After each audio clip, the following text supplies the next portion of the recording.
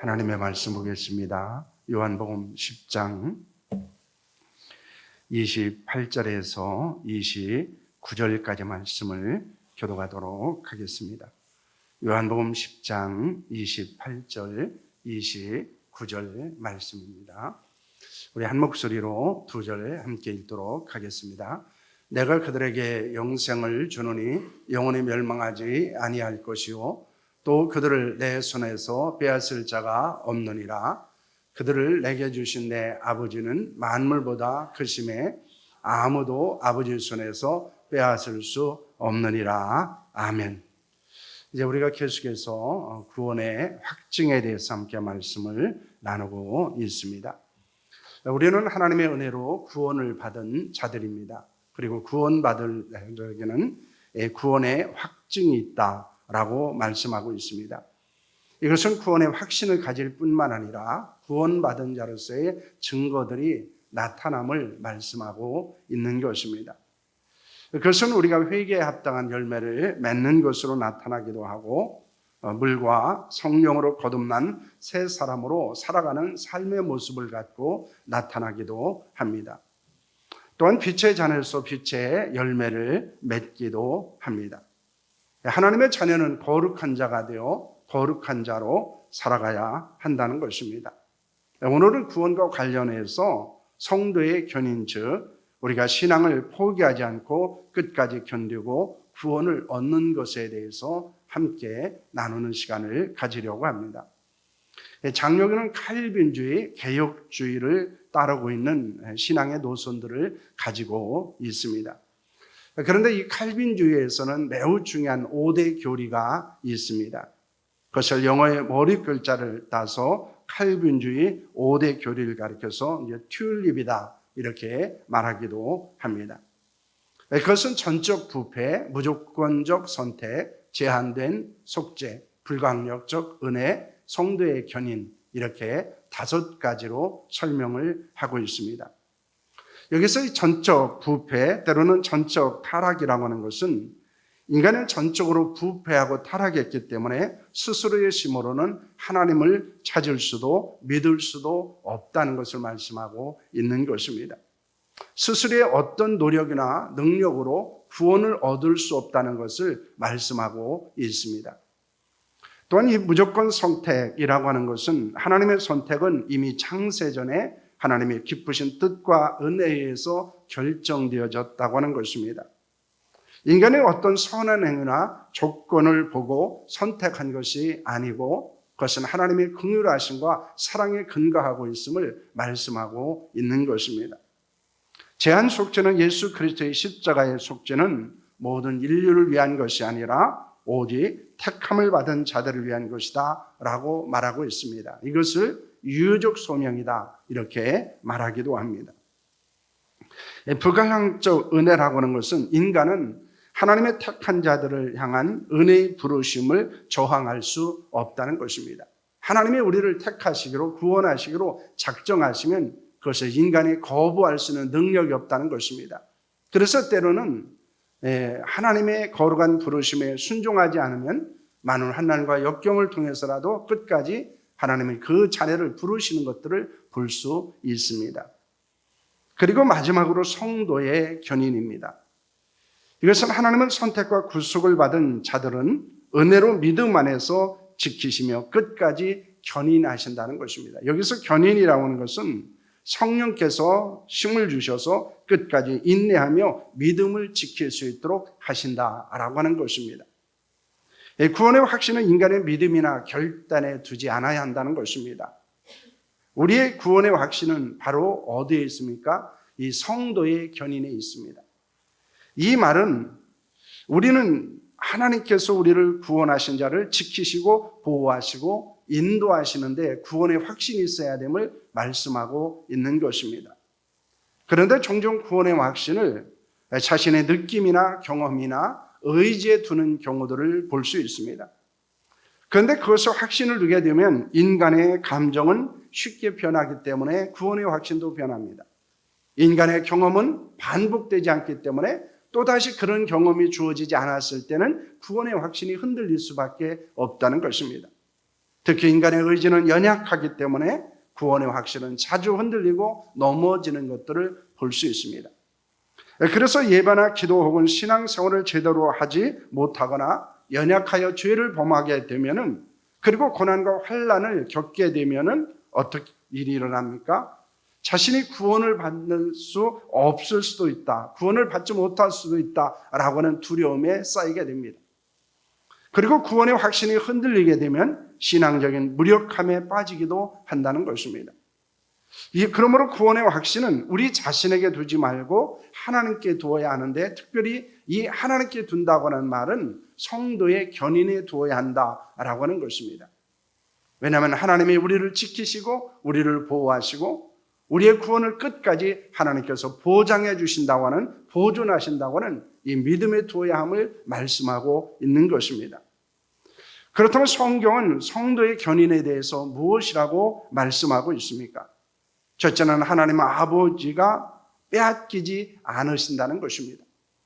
요한복음 10장 28절 29절 말씀입니다. 함께 합니다. 내가 그들에게 영생을 주노니 영원히 멸망하지 아니할 것이요 또 그들을 내 손에서 빼앗을 자가 없느니라. 그들을 주신 내 아버지는 만물보다 크심에 아무도 아버지의 손에서 빼앗을 수 없느니라 라고는 말씀을 하고 있습니다. 예수님은 제자들에게 선한 목자와 삭군 목자를 비교하면서 무엇을 말씀하셨습니까? 삭군 목자는 이리가 오면 양을 버리고 도망을 하지만 선한 목자는 양을 위해서 목숨을 버린다고 말씀하고 있습니다. 이것은 선한 목자는 끝까지 양을 지키신다는 것을 의미하는 것입니다. 예수님은 선한 목자이시기에 하나님의 백성들을 위해서 목숨을 버리신 것입니다. 이는 예수께서 죄인의 구원을 위해서 십자가에 죽으셨음을 말씀하고 있습니다. 예수는 자신의 목숨을 버리심으로 영생을 주셨고 영원히 멸망하지 않도록 하신다는 것입니다.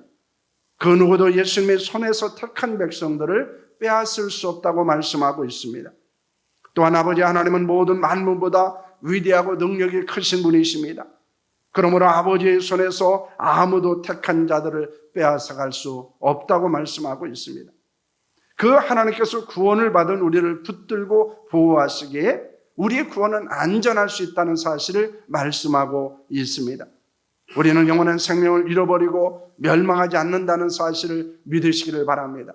오늘 10장 28절 29절에서 반복되어진 단어가 무엇입니까? 빼앗을 자가 없느니라, 빼앗을 수 없느니라는 말씀을 하고 있습니다.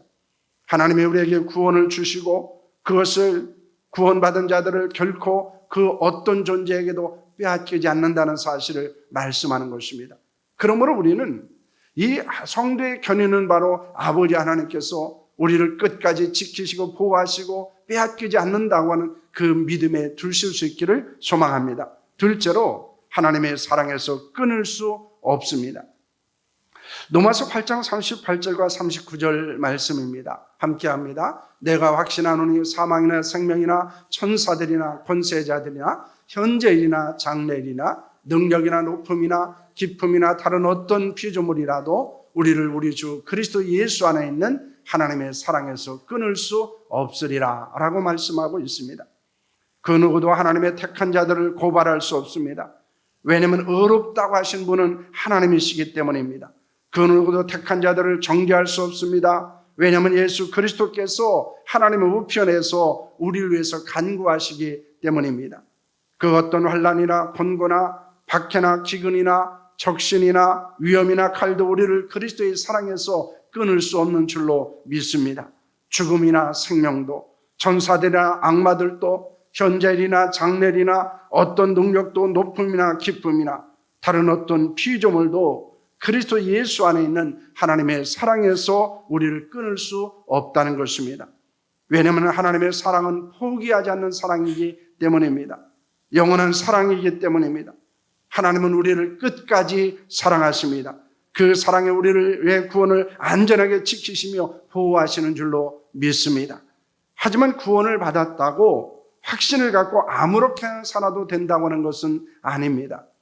우리는 성도의 견인을 믿고 어떻게 살아가야 합니까? 첫째는 죄의 유혹을 극복해야 합니다. 히브리서 3장 13절과 14절 말씀입니다. 함께 합니다. 오늘 일컫는 동안에 매일 피차고 권면하여 너희 중에 누구든지 주의 유혹으로 완고하게 되지 않도록 가라. 우리가 시작할 때 확신한 것을 끝까지 견고히 잡고 있으면 그리스도와 함께 참여한 자가 되리라 라고는 말씀을 하고 있습니다. 구원을 받았다고 악한 마귀가 주의 유혹이 없는 것이 아니라는 것입니다. 어쩌면 오히려 더 간교하고 집요하고 치밀하게 그런 마귀와 주의 유혹에 직면할 수 있습니다. 그런데 그 유혹으로 인해서 악한 마음을 품고 그리고 아버지의 마음을 아프게 하지 않아야 한다는 것입니다. 마음이 강팍하고 교만하지 않도록 해야 합니다. 그렇지 않고 우리가 주의 유혹에 빠져 넘어지게 되면 우리는 구원이 취소되지는 않지만 우리는 삶의 고난과 역경을 경험할 수밖에 없다는 것입니다. 그렇기 때문에 히브리서에서 우리에게 주고 있는 교훈은 우리가 하나님의 자녀이기 때문에 하나님은 징계를 통해서 우리가 죄를 회개하고 하나님 앞에 온전하게 나오기를 원하신다는 것입니다. 그렇기 때문에 우리는 이 죄의 유혹을 날마다 극복하고 그리고 악한 마귀의 유혹을 우리는 이기는 자로 살아야 한다는 것을 믿으시기를 바랍니다.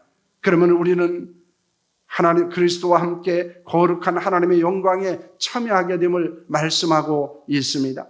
둘째는 구원을 확실히 붙잡아야 한다는 것입니다. 베드로서 1장 10절과 11절 말씀을 보시길 바랍니다. 함께합니다. 그러므로 형제들아 더욱 심써 너희 부르심과 택하심을 굳게 하라. 너희가 이것을 행한즉 언제든지 실족하지 아니하리라. 이같이 하면 우리 주 곧 구주 예수 그리스도의 영원한 날에 들어감을 넉넉히 너에게 주시리라고 말씀하고 있습니다. 베드로는 성도를 향해서 더욱 심써 부르심과 택하심을 굳게 하라고 말합니다. 여기서 부르심과 택하심은 바로 하나님의 구원하심을 흔들리지 말고 굳게 잡고 있으라는 것입니다. 그러면 언제든지 실족하지 않을 수 있습니다. 구주 예수 그리스도의 영원한 나라와 즉 천국에 충분히 들어갈 수 있을 것을 말씀하고 있는 것입니다. 우리는 성도의 견인을 요셉과 베드로를 통해서 발견하게 됩니다. 요셉은 죄를 범하지 않았음에도 불구하고 많은 고난과 역경을 당했습니다. 많은 위험과 그리고 위기를 경험하기도 했습니다. 하지만 요셉은 끝까지 하나님에 대한 신앙을 지키고 애굽의 총리가 될 수 있었습니다. 왜냐하면 하나님께서 요셉을 떠나지 않으시고 그와 항상 함께 하셨기 때문입니다. 많은 사람들은 하나님이 함께 하시는 증거를 요셉의 삶을 통해서 보았습니다. 베드로는 자주 넘어지고 쓰러지는 연약한 자였습니다. 하지만 예수님은 그를 포기하지 않으셨습니다. 그를 향해서 나를 사랑하느냐고 물으시며 그를 회복시키셨습니다. 그를 통해 복음을 전하며 교회를 세우셨습니다. 하나님이 함께 하셨기 때문이고 예수님께서 포기하지 않은 사랑을 베푸셨기 때문에 이 요셉도 그리고 베드로도 끝까지 신앙을 지키고 하나님의 나라를 위해서 헌신한 자가 되었다는 것입니다. 바로 이것이 성도의 견인의 교리를 우리에게 말씀하고 있는 것입니다. 우리도 고난을 겪을 수 있습니다. 환난을 당할 수 있습니다. 우리도 연약하여 쓰러지고 넘어질 수 있습니다. 때로는 주님을 실망시키는 일을 행할 수도 있습니다. 하지만 하나님은 우리를 결코 떠나거나 버리지 않습니다. 예수는 우리를 끝까지 포기하지 않고 사랑하십니다. 하나님이 우리를 견디고 이기게 하신다는 사실을 믿으시기를 바랍니다. 우리가 인내할 수 있게 하시고 그리고 우리의 길을 인도하시는 분이 하나님이심을 믿어야 합니다. 우리는 성도의 견인을 믿고 구원의 확신을 갖고 믿음의 경주에서 승리하는 자들이 될 수 있는 줄로 믿으시기를 바랍니다. 믿음의 결국 곧 구원을 통해 영원한 생명과 천국의 영광에 참여하게 하신다는 사실을 믿으시기를 바랍니다. 이제 우리는 일주일 동안에 이 구원을 확증하라라고는 제목으로 말씀의 은혜를 나누었습니다. 특히 중요한 것은 우리에게는 이 구원의 은혜에 대한 확신을 갖고 살아야 한다는 것입니다. 이 확신이 우리를 더욱더 견고하게 하고 더욱더 우리에게 최선을 다할 수 있는 신앙의 삶을 살게 할 뿐만 아니라 우리가 어떤 환난과 역경 속에서도 어떤 위험 속에서도 위기 속에서도 우리가 더욱더 견고한 자로 설 수 있게 만들기 때문입니다. 뿐만 아니라 우리는 구원의 증거들을 가지고 살아야 됩니다. 우리의 삶의 모습을 통해서 하나님의 구원하심을 받은 자로서의 증거가 드러나는 삶이 될 수 있기를 축원합니다. 특별히 하나님은 지금도 살아 역사하시고 그리고 구원받은 자의 삶이 어떤 것인지를 드러내며 증거하며 하나님께 영광 돌리는 삶이 우리 가운데 있기를 축원합니다. 특별히 2022년을 살아가면서 우리 이렇게 기도하며 시작을 했으면 합니다. 하나님, 내게 구원의 확증이 있기를 원합니다. 구원의 확신이 있기를 원합니다. 구원받은 자의 증거가 우리의 삶을 통해서 드러나기를 소망합니다. 이런 믿음과 기도 가운데서 구원의 확증을 갖고 승리하는 성도들이 될 수 있기를 축원합니다. 우리는 힘들고 어려운 시기를 보내고 있습니다. 이럴 때 우리에게 가장 필요한 것 중에 하나가 바로 이 구원의 확증입니다. 구원의 확신을 갖는 것이고 구원받은 자로서의 증거를 드러내는 삶을 살아가는 것입니다. 그래서 구원의 확증 속에서 승리하는 한 해가 될 수 있기를 축원합니다. 기도하겠습니다.